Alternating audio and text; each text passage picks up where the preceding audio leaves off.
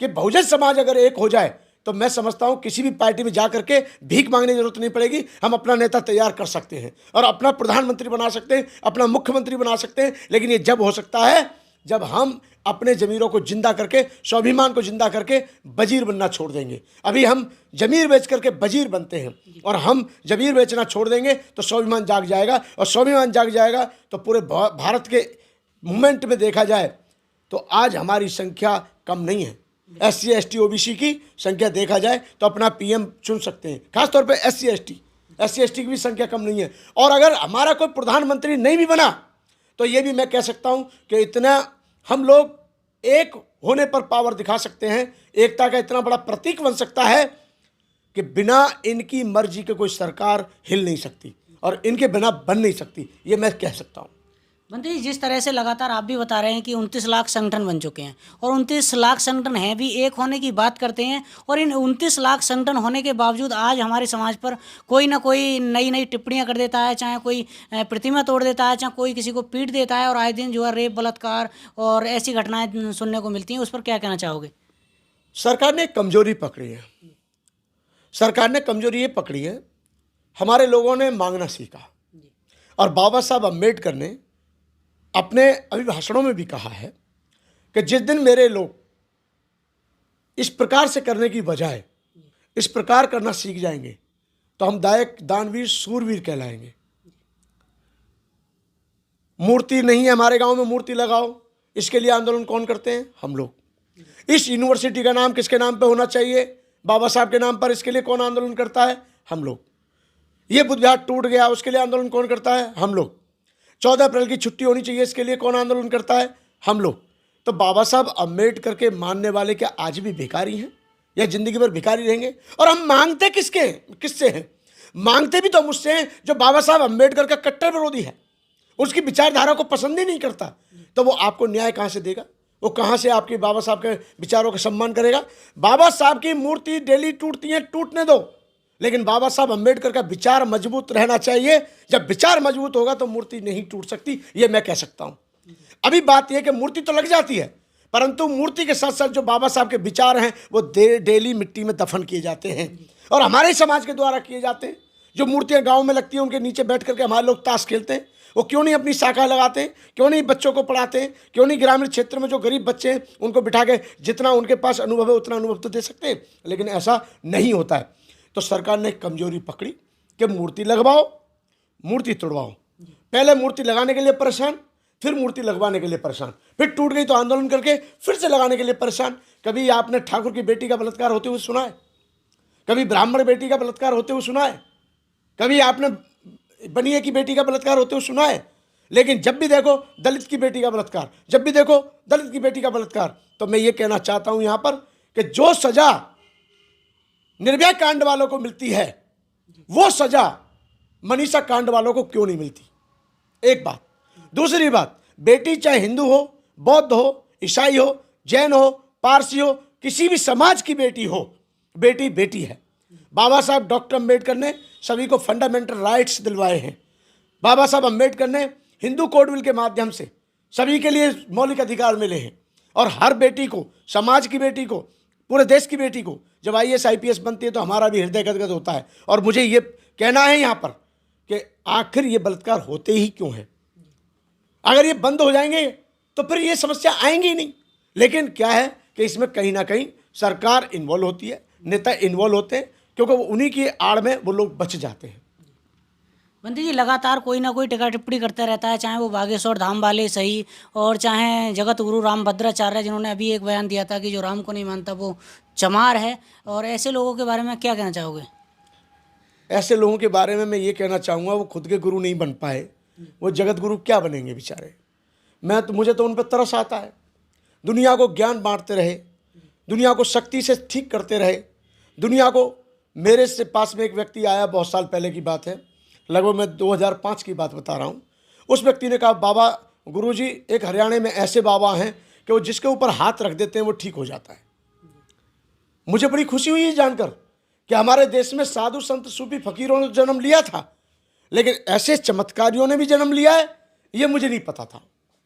मैंने उनसे कहा, श्रीमान जी से, मैं श्रीमान जी, अगर हमारे देश में ऐसे बाबा हरियाणा में पैदा हो गए हैं कि जो जिसके ऊपर हाथ रख दें वो ठीक हो जाए, तो फिर तो उनको हॉस्पिटलों की छत पे बिठा दो, सारा हॉस्पिटल ठीक हो जाएगा, फिर हॉस्पिटलों की कोई ज़रूरत नहीं है। अब ये जगत गुरु जी जो हैं भद्राचार्य जी, खुद तो ज़िंदगी में देख नहीं पाए, खुद तो ज़िंदगी भर अपनी आँख को ठीक कर नहीं पाए, खुद अपने नेत्रों को ठीक नहीं कर पाए, वो दूसरों को क्या रास्ता दिखाएंगे। इसलिए क्या है, मैं उनसे कहना चाहता हूँ, मैं उनके सुखी स्वास्थ्य के लिए मंगल कामना करता हूँ। क्योंकि देखिए, बुद्ध का कर्तव्य है कि आप बस किसी के लिए मंगल मैत्री ही करो, लेकिन जो जिस प्रकार की वो टीका टिप्पणी करते हैं, वो उससे साफ जाहिर हो जाता है कि उनकी अभी भी कितनी घटिया और घिनौनी सोच है।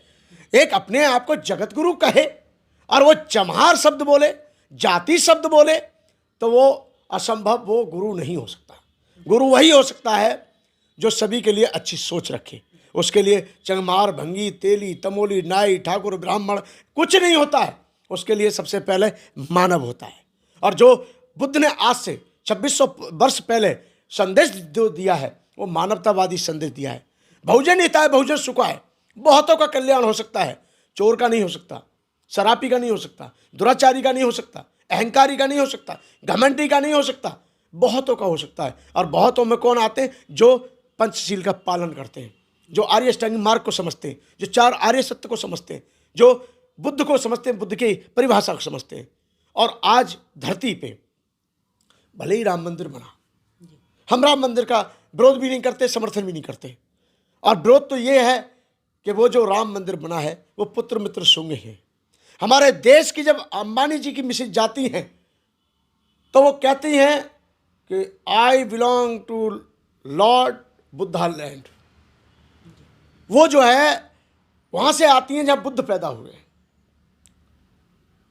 और वो कहती हैं, जो हमारे प्रधानमंत्री जी हैं, वो कहते हैं कि मैं ऐसी धरती से आया हूं जहां बुद्ध पैदा हुए, जिस धरती ने बुद्ध दिए हैं। तो मैं ये पूछना चाहता हूं कि बुद्ध जिस धरती पर, तो वह बौद्धों के साथ सौतेला व्यवहार क्यों? जिस धरती पर बुद्ध पैदा हुए, जिस धरती पर बुद्ध को ज्ञान प्राप्त हुआ, तो वहाँ के बौद्ध जो स्थल हैं उनको जबरदस्ती तोड़ के क्यों बुद्ध विहार मंदिर बनाए जा रहे हैं? बुद्ध विहार तो हटा दिए गए। मेरा कहने का मतलब है कि अगर ये सरकार ईमानदारी से काम करती है, अगर ईमानदारी पर आधारित है, इसके विचारधारा पर आधारित है, तो मैं खुला चैलेंज करता हूं भारतीय जनता पार्टी की सरकार से कि ईमानदारी से सिर्फ और सिर्फ बौद्धों की अपील को स्वीकार करा दे, तो मथुरा का भी पता चल जाएगा और जहां राम मंदिर स्थापित हुआ है वहां का भी पता चल जाएगा। क्योंकि वो साकेत नगरी थी, वहां पर जो है वो भी जो बुद्ध विहार हुआ करता था। लेकिन ऐसा हुआ कि यहाँ की जो अदालत है, माननीय उच्च न्यायालय, उन्होंने बौद्धों की अपील को नहीं सुना। हमारा पूरा विश्वास और हमारी पूरी आस्था सुप्रीम कोर्ट में है, लेकिन काश हमारे देश में अच्छे सुप्रीम कोर्ट के न्यायाधीश बन जाएं, जिस प्रकार से हमें उम्मीद रहती है, और वो न्याय सही और गलत को रखते हुए करें, तो बौद्धों के साथ में आज भी पूरे देश में बहुत सारे टेम्पल हैं जो बौद्धों के पास होने चाहिए। पर क्या है, ये कर्मकांड को बढ़ावा देने वाली बात है। मंदिर जी, मेरा लास्ट सवाल ये रहेगा, जिस तरह से और एक आरोप भी है कि जैसे कि जो अपने आप को बहुजन कहते हैं, वो हिंदू रीति रिवाजों के जो त्यौहार हैं और मंदिरों का तो विरोध करते हैं, लेकिन मुस्लिम धर्म के त्यौहारों का और मस्जिद का विरोध क्यों नहीं करते? देखिए, लोगों को जानकारी नहीं है। हमें कभी ना हिंदुओं से नफरत थी, ना है, आज है, ना कभी होगी। बाबा साहब डॉक्टर अम्बेडकर से कई बार पूछा गया कि आखिर आप बाबा साहब अम्बेडकर ये बताइए कि कांग्रेस से या ब्राह्मणों से इतनी नफरत क्यों करते हैं? तो बाबा साहब अम्बेडकर ने ये कहा कि मुझे किसी से नफरत नहीं है, उसकी कूटनीतियों से नफरत है। व्यक्ति के से कभी प्रेम नहीं होता है, व्यक्ति के अच्छाई से प्रेम होता है, और व्यक्ति के अंदर दुर्गंध भरी है तो उससे ही नफरत होती है। हमें किसी से कोई नफरत नहीं है, लेकिन उनके अंदर जो वैसी नीतियां हैं जो वातावरण दूषित करते हैं, उससे सदैव हमें नफरत है। क्योंकि बुद्ध ने शांति का मार्ग दिया, बुद्ध ने अच्छा मार्ग दिया है, महावीर स्वामी ने अच्छा मार्ग दिया है, गुरु नानक ने अच्छा मार्ग दिया है, ईसा मसीह ने अच्छा संदेश दिया है। मैं ये चाहता हूँ कि इसी प्रकार से हमारे देश में कोई भी सही वो अच्छा प्रभाव छोड़ने वाली बात होनी चाहिए, ना कि आपस में भ्रांतियाँ फैला करके लड़ाने का काम किया जाए। बहुत बहुत धन्यवाद बंटी। मैं यही कहना चाहूँगा कि आज के जो विचार हैं बस वर्तमान में इतने हैं कि सही और गलत का फैसला आप सभी को लेना है, और सही और गलत को देखते हुए ही आप सबको एकजुट होकर के ईवीएम मशीन का विरोध करना है। ईवीएम मशीन को हटाना हम सबका कर्तव्य है। भारतवासियों से अपील है कि जो भी आंदोलन करें उन सबसे कहें कि आप सब एक हो जाएं, हम आपके साथ हैं। तो आप थे हमारे साथ भिक्कू बीपी थीरो ज्योति। तो आपकी क्या राय है बंटी जी की बातों को लेकर, कमेंट बॉक्स में जरूर बताएं, और नए हैं तो चैनल को सब्सक्राइब करें, वीडियो को लाइक करें और शेयर करना ना भूलें। मिलते हैं किसी नई अपडेट के साथ, तब तक के लिए विदा चाहते हैं। धन्यवाद।